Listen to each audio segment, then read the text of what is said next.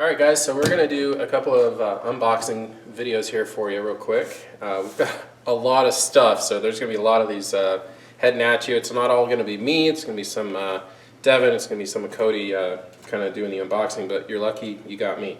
So what we have here is an Intelix FLX 1616. It's a 16 in, 16 out HDMI matrix switcher. What that means is that any of the 16 inputs can be routed at any time to any of the 16 outputs. So that gives you some incredible flexibility. So we're going to go ahead and open this up and just see what we got to work with here.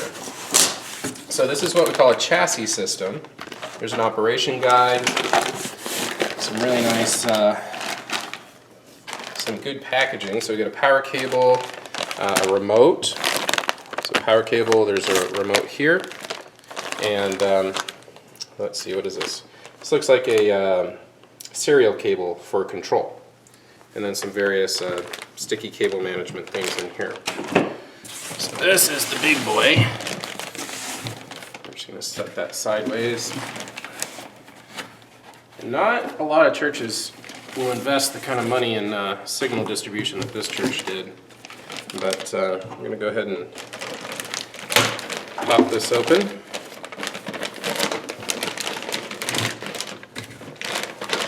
And it's got some dust filters on the side here, which is good for filtration. It's got some nice grab handles. Alright, so here you can see the 16 inputs here. It's in 2 banks. Oh, I'm sorry, it's not a 16 by 16, it's an 8 by 8. My mistake. No, it isn't a 16 by 16. So yeah, there's 2 banks here. So you've got 1 through 8 and 9. I'm really confused. So we'll learn about this together.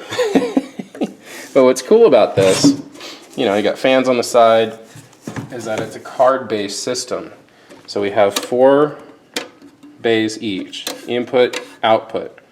And we can use different cards to slide in here to determine if we have HDMI input, if we have HDMI output, whether we have HD base T input or output. So the first thing we have here is the 4-port HDMI input card. So we're just going to pop this open real quick. We'll show you what it looks like, and we will pop it in, show you what that looks like as well. So we have some technical specs here for all you nerds out there. You can go crazy on that. And because it is a card, it is going to come in anti-static packaging. So you're going to want to be very careful when you're handling this. Don't touch any of the actual circuit board. So just grab right there on the edges, right? So just like that. And then we're going to verify that there's a receiver in there. And we're just going to slide it right in like so. This is upright, yes. It's going to take a little doing, which is fine. So what's happening is I have to mate this piece up with the other piece down there. So what I'm going to do, I'm going to put that aside for now, and I'm going to get a couple more of these covers out of the way so I can actually see what's going on down there. So we're all learning together. It's actually the first time I've ever used one of these, so I'm really excited to see what it can do. Alright, again, not grabbing the circuit board. Oh, there we go. So there's little tracks right here along the sides that the sides of the card will line up with. And that will help line your thing up. Boom. Done. Screw it in. And now there's probably some configuration to do once we power this thing up. But I'm going to get the rest of these unpacked and put in. But as you can see, we've got 4 HDMI inputs here. We've got some audio here if you want to separate your audio from your HDMI, but it will route your audio if you so choose. You just don't utilize these terminal blocks. So let me actually get another card out real quick. See, this is the HD base T output card. This thing is wicked, in a good way. So again, we've got technical specs, and again, it's a card, so it's going to come in anti-static packaging. Okay, so I'm going to set this aside for now while I get these off of here so I can see what I'm doing. Alright, so I can see the rails that this lines up with, so I'm going to go ahead and grab this out of here. And I'll show you in a minute what makes this card really, really awesome and really user-friendly.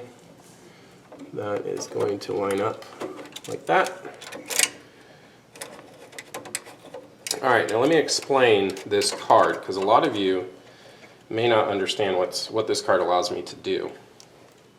So in most cases, when you're going through a processor like this or a matrix switcher, you're going to have HDMI ports in and out. And then if you want to send them any distance, you have to have a separate system that converts from HDMI to, say, Cat6 or shielded Cat5e. And from there, you can actually send point-to-point your signal.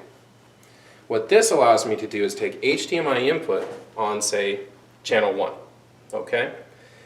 And I can send out that HD base T, that Ethernet signal, straight out of this output card. And I get 4 of those connections.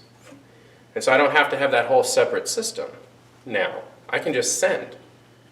So that gives me a lot of flexibility, a lot of capability in a very nice clean package.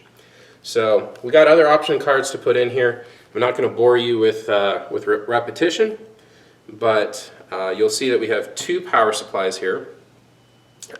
So you know, we have enough power for you know, to power this thing adequately.